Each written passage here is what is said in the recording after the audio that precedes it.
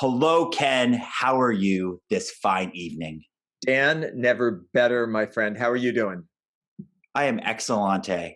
So tonight we are talking about not invention, but reinvention. What is that all about? That's a great question. What is it all about? Tonight, we're going to talk about what's it like to reinvent yourself at any point in time along your career path. Maybe it's like we were talking about earlier, Dan. My husband is bringing his 35-year teaching career to an end, but he's not done creating. He's not done with whatever's next. And so for him, this reinvention comes after a full career, at which point in time most people would retire and call it a day. But he was perceptive enough to tune in and realize that he wanted to do more and that he felt he had more gifts to give. And so that's what he's exploring. But as we were thinking about it, I thought, what are some of the signs and symptoms that may happen much earlier in one's career? What are some of the things that show up that might indicate that it's time to reinvent what you're doing? And there were three things that came to mind immediately. And the first thing was you just don't feel that same fire you once felt for the work that you were doing. It's just not there anymore. The second thing is you sense that there's a shift coming and you want to be ahead of that curve. So, no fire in your belly anymore, wanting to be ahead of the curve. And the third thing is that you just have an idea that now knocks your socks off. It's not necessarily that the market's shifting or anything like that's changing. It's that something just came to you that completely shifted how you look at yourself, how you look at the world, and the contribution you can make to it. So, to reinvent, do you have to have already invented? That is the question. So, I am curious. I think it comes down to first of people's identity label, right? Because if you've never kind of thought about your identity label, then there's nothing to reinvent.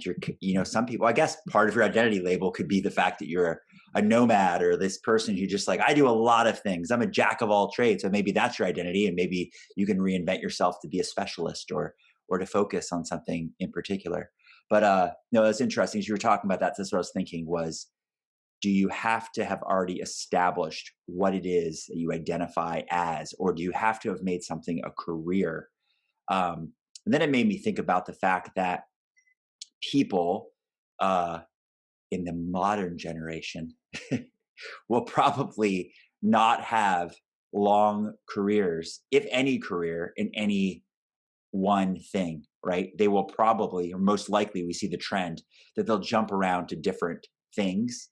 So different pursuits, different type of jobs, could be completely different industries, different professions or expertise. You can even call it expertise, but different pursuits.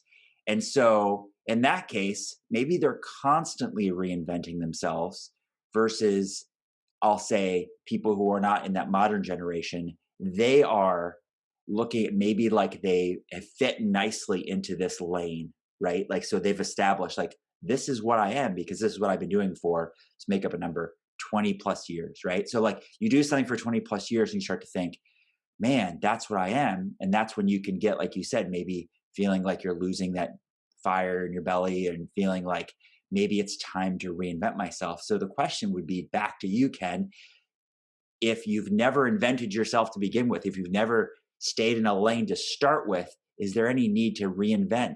It kind of shows up for me like brand, that we create a brand, a brand for ourselves, we create a brand for our business, that promise that we are to our customers. We create that and we deliver it out to the world. For those people who don't consciously create it, to your whole notion of like invention, reinvention, well, people create your brand for you then. People tell you what your brand is based on what you're doing, how you're behaving, whether or not you're being your word. And so I wonder if this is really much the same thing, that if you haven't declared yourself who you are, if you haven't declared, if you haven't invented who you are, then people are left to their uh, own assumptions about who you are. And 100 different people could have 100 different opinions about you. And, part of the reason that I think it's important that we take time to actually think about uh, ourselves, our personal brand, our company brand, um, is so that we have some say in how we're being perceived, and we have something to measure ourselves against. So, in this process of reinvention, uh, we have an opportunity to declare who we are in terms of what we're doing. And it could be, work that we're doing for profit. It could be an avocation. It could be that you do retire and then after that you want to do something else. My dad reinvented himself as a volunteer for his local police department, went in 5 days a week volunteering because he really had appreciated all the service that those men and women had put in. So for him, he was reinvented as a volunteer for the rest of his career life, even though it wasn't a paid position. So very long story to come back to that original question. I think it behooves us to think about how we declare who we are, how we invent ourselves, how we reinvent ourselves. Because if we don't, other people are going to define ourselves for us. I am not what I think I am. I am not what you think I am. I am what I think you think I am. So Jay Shetty, he wrote a book called Live Like a Monk because he was a monk for many years. He is quoting a guy named Charles Horton Cooley. Just so you don't think I'm a total nerd and I memorized all that. I looked it up in preparation to say that. So I am not what I think I am. I am not what you think I am. I am what I think you think I am. Pretty roundabout way of this identity thing and how much it matters to us what people think we are or how they're judging us or how they're perceiving us. And it goes back to that ultimate fear that I heard from somebody that said our greatest fear is that we're not good enough. And then the connected second fear is because we're not good enough, we can't be loved. And so if we're going to reinvent ourselves, I think the challenge would be to, are we doing it for ourselves or are we doing it to be good enough? And so we're lovable, right? And I think that's the thing. It's like sometimes we could look at the path we're on, the invention that we've given ourselves, and we could think, you know what? Along this path, I'm not good enough. Because I'm not good enough, again, it's subjective, your own opinion, because you're perceiving other people that they think you're not good enough. And so that perception that, they look at me and they think I'm not good enough makes you doubt, question, or lose that fire in your belly. And then so if you're doing it for that reason, because you care so much about people think, because we all do, it's hard to avoid it. You have to think, if you're going to reinvent yourself, are you doing it just so you could possibly think you're perceiving them as perceiving you as good enough? Is that really the reason you're doing it? So I think motivation is like the starting point of this question or topic we're talking about tonight, is why? What's the need to reinvent yourself? And if it is driven by the fact that you don't feel good enough in your current lane, then maybe you need to rethink that and maybe find a way to be good enough in your current lane, right? Or maybe start to work to get away from people's judgments or perception of judgment upon you as so important to you. Maybe live your life a little differently. This opens up a whole plethora of other topics, but it's so important that we come back to it time and time again, because this goes back to the core of who we are. We want to be accepted. We crave acceptance, and we are terrified of rejection. All going back to our origins 30 plus thousand years ago. where rejection from the tribe meant death and acceptance was life. And that is just ingrained and encoded in our DNA. And to the quote that you started with, Dan, part of monastic life, no matter the religious tradition, is detachment. That ability to recognize those things that come up, that need I have to be loved, that need I have to be liked, and not just by our family and by our friends. We take this to work as well. We take this with our clients. We want our clients to like us as well as pay us and see us as delivering value. Uh, I don't know anyone that doesn't prefer to be liked rather than not liked. But to your point about, shifting how we look at things, is it possible that we could actually detach enough so that we could just recognize when that comes up and not let it drive us? My concern is that people who would engage something new, following on your point, and are doing it to be liked, are going to find out that after the newness wears off, whatever that concern was is still going to be with them. That's not going to shift. That's not going to change. Until we can actually detach from that need, recognize it, see it when it pops up, but then detach from it so it's not driving us, it's going to happen no matter what the career, no matter what the volunteer opportunity, no matter what the relationship. That stuff is still going to be with us all the time. So I agree with you. I think it begins with that really basic core examination and the ability to be able to detach so that we can more fairly evaluate where we're at and where we want to go. So you bring yourself with you. I know we all know that, but I think that's Ken's point, right? So it doesn't matter if it's a new relationship or a new career or in any way that you like reinvent yourself or change something in your life, right? To make it new and different. You, whatever we describe that as, right? The essence of you, your patterns. I'll make it even simpler. I say this in coaching. I say your values, your rules, your beliefs, and your habits, right? Those are kind of like what live in your subconscious mind. And they live there, they're along for the ride. So unless you work very hard to change those, those are some of the hardest things to change because they've been developed over your whole life, values, rules, beliefs, and habits. Even if we change some of the exterior trappings, right? Like we buy a whole new wardrobe, we reinvent the way we dress, or we are in a new office. If you work in an office space, or you have a new person next to you, right? A new significant other, you still bring that whole subconscious mind, that essence of who you are is still along for the ride. So the thing is, it's not enough to change the exterior. It's really like a reinvention in my thing. The only thing that really matters is a reinvention of the interior, right? So it's actually working towards changing what lives in the subconscious mind: values, rules, beliefs, and habits. And I'm sure there's more than that. Memories definitely live there, but it would be to ask yourself, I would say the challenge or the question or the thing you want to strive for is to change one of those, is to question, since this whole package goes with me, even if I change some of the exterior stuff, then it's like, do I have certain values that aren't serving me? Do I have certain habits that are not helping me move towards what I ultimately want, right? If I created rules or adopted rules that don't serve me, right? Or do I believe certain things that I can decide not to believe anymore, or believe something different in return?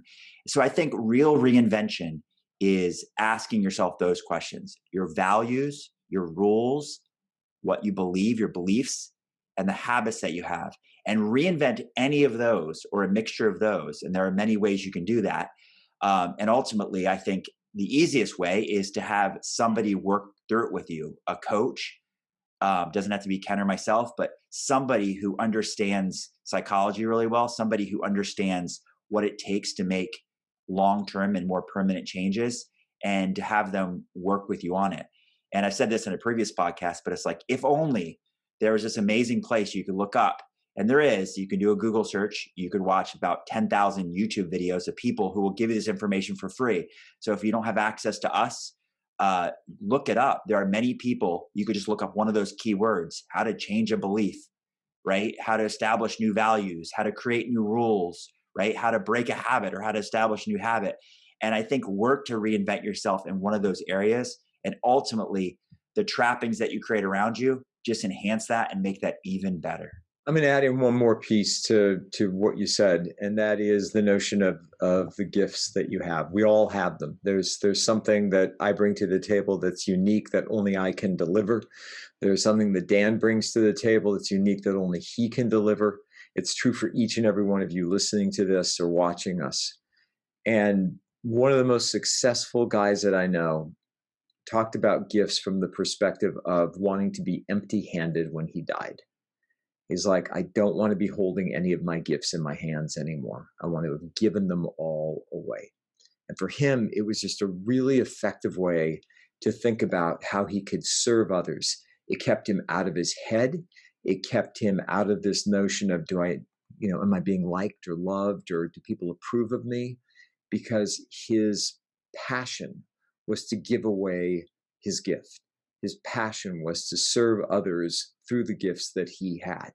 And that was the driving force. And as long as those things were being given away so that he felt literally emptied by the time he died, that is what he considered to be a successful life. So I'd invite you to think about that what is that gift that you've got? And then to Dan's excellent point earlier, to examine those things that are coming with you no matter where you go. And in the context of that examination, to be able to think then maybe more clearly and objectively than you have before about the gifts that you have, about the things that you have that are serving you, and about the things that you have that aren't serving you, that do need to change or to be discarded. So let's not reinvent the wheel. I just had to say that because talking about reinvention. My advice to everybody would be pick a actual superficial thing and reinvent it starting now, right? So it could be, if you're a person who runs or even goes out walking, buy a new pair of running shoes, right? And that alone, that one difference could mean the difference of like you creating a new habit. So these things I talked about internally, I think a first step to getting these internal changes is actually an external change, right? Take some step that's a physical representation, like something on the exterior that you can do. And it could be something really small and it could be just one thing, but that leads you towards making that interior change or that reinvention that we talk about of a value, rule, belief, or habit. And like Ken said, look at your talents that you were born with. I was commenting with my wife the other day about our kids, and I was saying, isn't it amazing that in the same family you can have two kids that are like almost completely different personalities, and we can see the attributes of each other that are inside of them. But it's like we're born with these gifts, and if you're going to reinvent yourself, let's say with a career path, it's like recognize those gifts and go, what am I best suited for? Kind of the way I was born. What's in my nature to help me be the best I can be? We're both big on whiteboarding and writing stuff down. And to Dan's point, do something that's a physical manifestation. If it's a new pair of running shoes, if it's a new shirt, whatever it happens to be, something that is indicative of change and transformation and reinvention. And I'd urge you to do something just as simple. Write down one gift you've got that you want to give away. What's one gift you want to share with the world, or want to share with the world more fully? Simple step.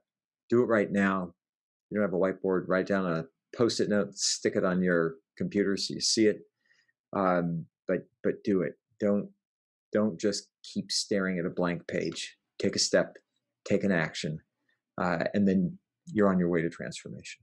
Fake it until you become it. Fake it until you become it. That's my final point is start, whether it's a whiteboard and you write down, I am thin and in great shape, or I have the person of my dreams next to me, whatever that is, like fake it till you become it. You can manifest it in your mind, right? Like you can imagine it, you can visualize it. but write it down or put it on your like a vision board, a picture of that thing that you want. But if you're going to reinvent yourself, I think it starts by reinventing in the mind first, right? So if it's a physical manifestation of an inward change that you create, start by like declaring it, start by doing stuff that's going to help you believe it strongly in your mind. You're faking it in your own mind till you start to believe it. And so that becomes your reality. So you're going to create the exterior reinvention that everyone can see by first reinventing your own self in your own mind.